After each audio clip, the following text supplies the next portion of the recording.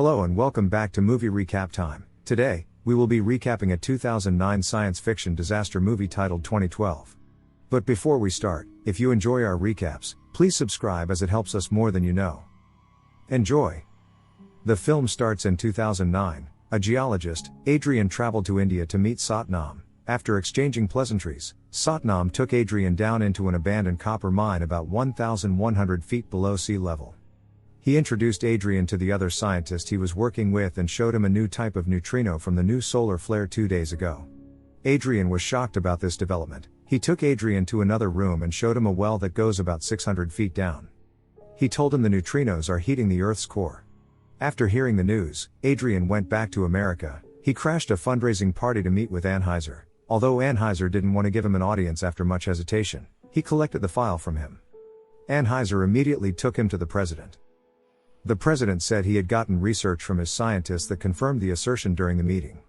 They immediately started working to ensure these developments wouldn't end the human race. In 2011, the head of the National Museum, Roland, and Laura, the president's daughter, removed artwork from the museum to keep it safe and replaced it with fakes. In 2012, Jackson woke late to pick up his kids for vacation. He called his wife Kate, drove to her house, and picked up his kids. Roland called Laura, and he told her they had been deceived and the artwork wasn't kept for the reasons they thought. Laura could no longer hear Roland. Suddenly, a bomb blasted Roland's car. On the way to the vacation destination for Jackson and his kids, they saw helicopters all above them. Adrian briefed the president that the plan they have been working on since 2009 should be abolished because he thinks he was wrong about his research. Laura came to her father to complain bitterly about Roland's death. Her father sat her down to explain that there was an international calamity and the world was ending soon. Outside the president's office, Anheuser ordered Adrian to get to know the exact time the world might most likely end so they could work on how to avoid it. Jackson and his kids went to a camping spot zone he knew already. He saw the spot was locked, so he jumped inside, and the researchers arrested him. He was taken to Adrian, who warned him that the location was not safe and he should go back. Adrian sent the temperature to Satnam. He told him it was like those sent by other countries. The world would end in about 2 to 3 days. Satnam asked that the evacuation should start immediately. Adrian asked Satnam to pack his family and get ready for evacuation. Leaving that location, Charlie stopped Jackson, asked them what the operative told him, and laughed at them.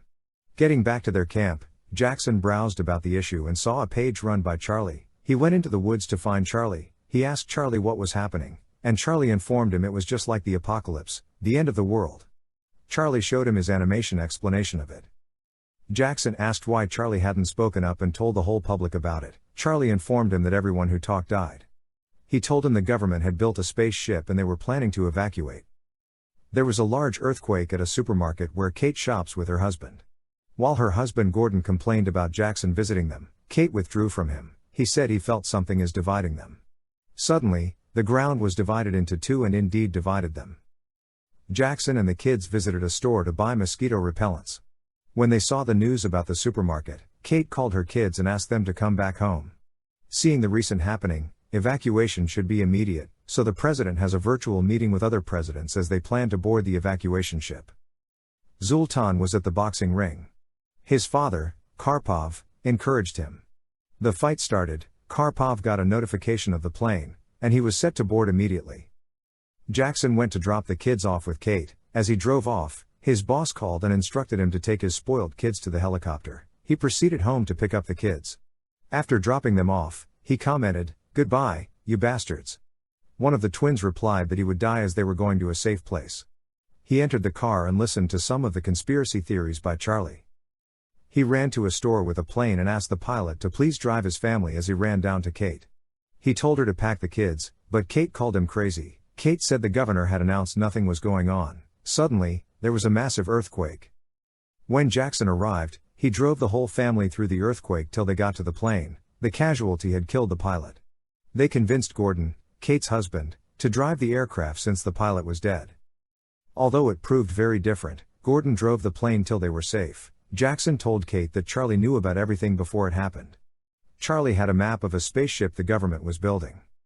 They stopped at a gas station to fuel the planes while Jackson took a camping bus to find Charlie. He couldn't find him on his bus but found him at the mountaintop.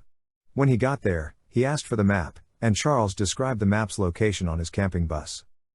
As Jackson drove there, a huge volcano was right ahead of him.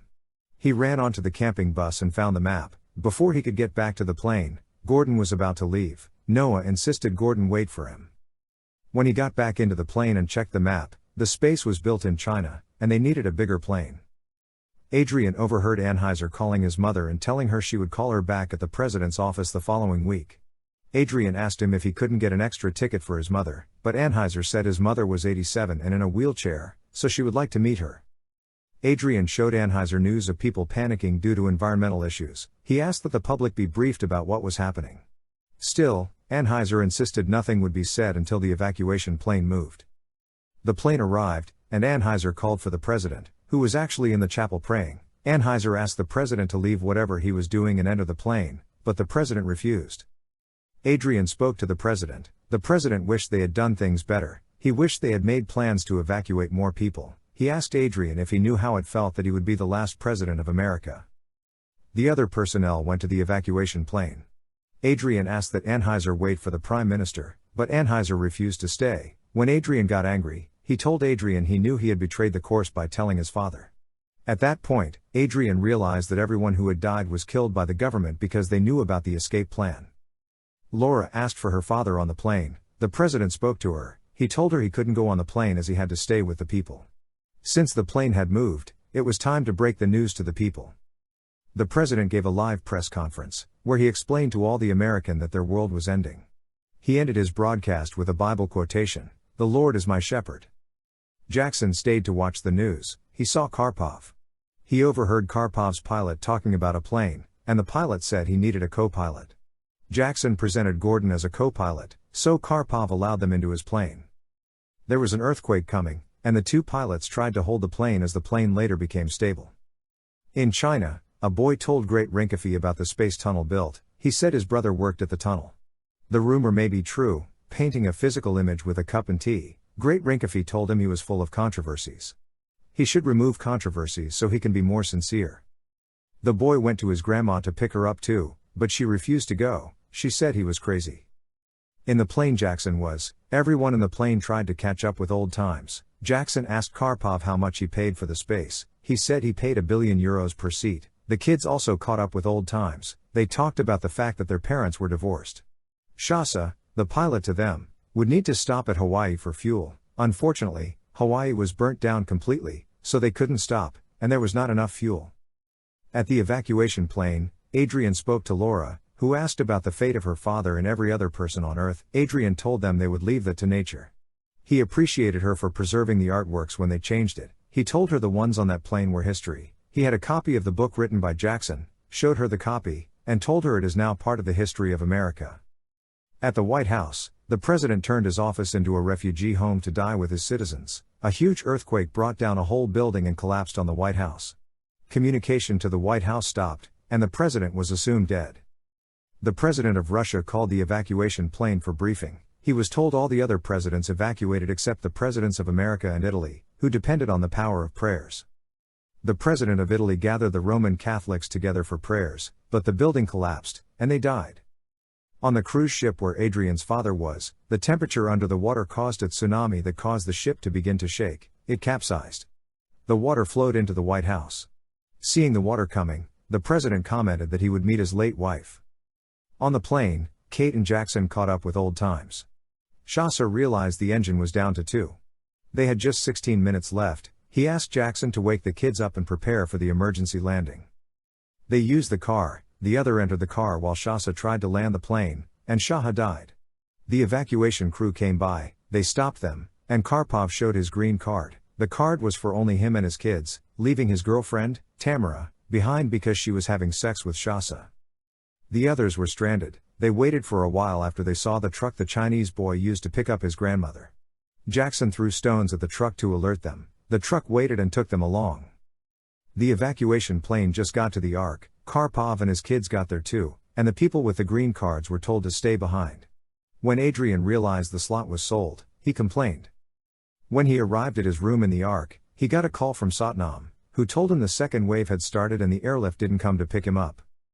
There were just 25 minutes left on the Ark. The Ark had to move. Anheuser, acting as the present leader of America, called the head of states and other arcs and persuaded them to launch. They didn't take the people with the green card again due to lack of time. The truck got to the gate.